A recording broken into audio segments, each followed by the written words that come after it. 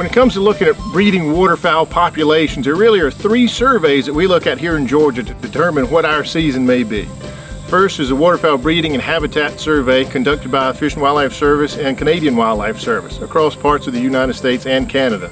And this year that showed 49 million breeding ducks. That's an 8% increase from last year and about 43% above the long-term average. The pond count were high as well, similar to last year, not really changed, but still about 40% above long-term average.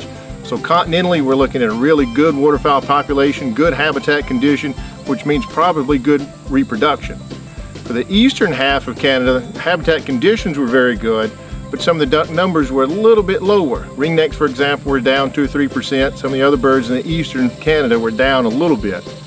The good news, and the third piece of data that we look at, is a survey called the Northeastern Plot Survey. States from Virginia northward look at waterfowl conditions, waterfowl population numbers in their respective states. And this year, wood ducks were as high as they've ever been. Very strong population of wood ducks. Even though there's still a little bit of concern over the 3-bird bag, population still looks strong. Given the strong waterfowl population numbers that we saw this year, the states and Fish and Wildlife Service got together, looked at our harvest strategies, and proposed our regulations for this year. And it looks like we'll have a 60-day 6-bird bag limit.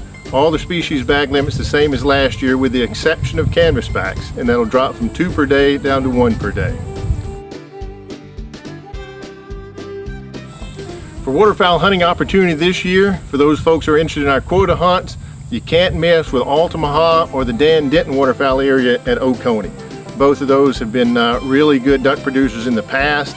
They can, of course, like everywhere, they can be up or down, but typically those are far and away our better sites. For youth opportunity, Cordell Hatchery is always a good one, and Rum Creek waterfowl area are good. Both of those are well worth the effort. Put in, bring some youth there, introduce them to hunting. Great opportunities there. If you didn't get picked for a quota or didn't get your application turned in time, Chickasaw Hatchie in southwest Georgia is always a good one. Lots of wet areas in there. Typically holds good numbers of wood ducks. Horse Creek is not a bad area, southeast Georgia. Again, lots of flooded hardwoods, lots of ducks in there.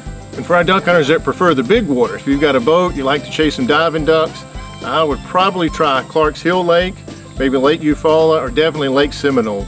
Lots of ringnecks on all of those. Scaup can come through. They can be a little hit and miss, but scaup come through there. And canvasbacks, typically more so at Lake Seminole than the others, but there are a few canvasbacks that'll pass through at Clark's Hill.